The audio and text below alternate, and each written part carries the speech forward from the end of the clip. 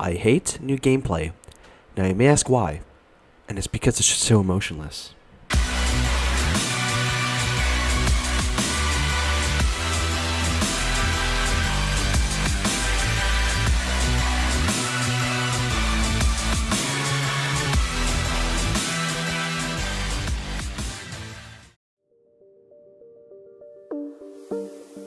This issue has been progressing ever since the release of 2.1 and is accentuated by harder levels adopting it and brushing it off as just being for difficulty. But what happens when it's no longer just for difficulty? If you look at any generic collab in recent years, especially unfinished ones, this is very apparent. It's even shown in an unfinished collab I myself worked on. One of the more well-known culprits of this type of gameplay is Ultraviolence by Zendergame. This is a good level, I even like it myself, but I can't help but notice how much of an identity crisis the beginning of the drop has with its gameplay. Ultimate sound. Ship, cube, ball, cube again, UFO, ship, UFO, spider, wave.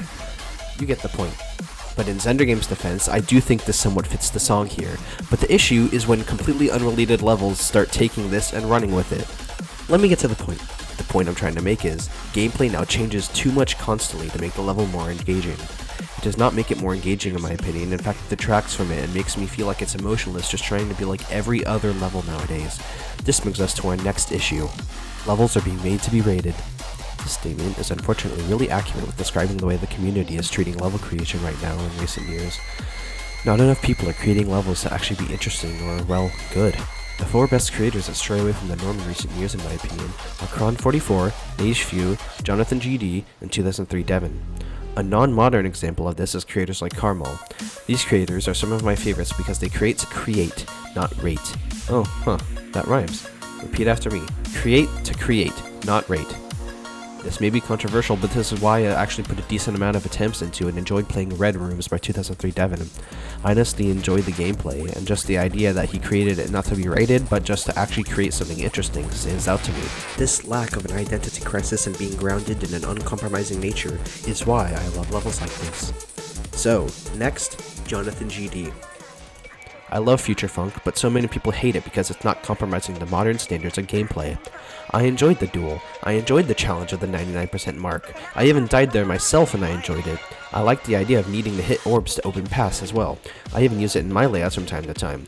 People complain that they can't skip orbs even though them being there is because they have purpose in the gameplay. This is also apparent in Neishu's Rust. Rust is my favorite list demon. I will talk about Kron44's Sunset Sandstorm as well because these two levels are like the Pokemon X and Y of Krios Outlaw. Both of these levels know what they are. They have good, apparent ideas, which they use to their fullest. The decoration is actually original, and the level is once again uncompromising. They explore original ideas, and aren't created just to be rated. I talked about the good things to make my point, but before I get into the bads, I want to briefly mention Carmel's Black Blizzard. This level is also great for all the reasons mentioned before. Phenomenal level, both in gameplay and decoration. Now, allow me to get my point across by showing the issue this video is about. Let's start with Zakupin Circles. Wow, another Modern 9 Circles remake. How original. The difficulty does not catch this level a break though. It's painfully generic in what it is in the first place and is only popular because of its difficulty. The level itself is very unoriginal and promotes other players to do things like this because Zakupin Circles got popular. I'll briefly mention here Aquamarine because people call it a sequel to Zakupin Circles.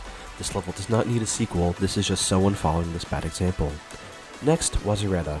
This level is painfully generic in its deco, and the constantly changing gameplay at the drop sets a bad example for other creators, especially for the fact that Waziretta cannot use this as an excuse for its constantly changing gameplay. Levels like Firework can use this as an excuse for what it does. In fact, I like Firework. Let's look at Dark Odyssey by Jonathan GD. These backgrounds and deco are very original and the parts are defined, but when looking a little like Waziretta, I'll let me pointing out the current part explain this. Cube, ball, what wave? What's going on? That was 5 seconds of gameplay. This should not be normal.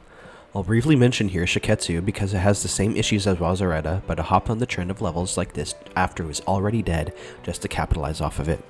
I'll also mention Sigma, my mind cap. It's bad for the same reasons as Waziretta and Shiketsu. There's not much else to say about it except for the fact that, again, like Waziretta and Shiketsu, it is difficult and nothing else.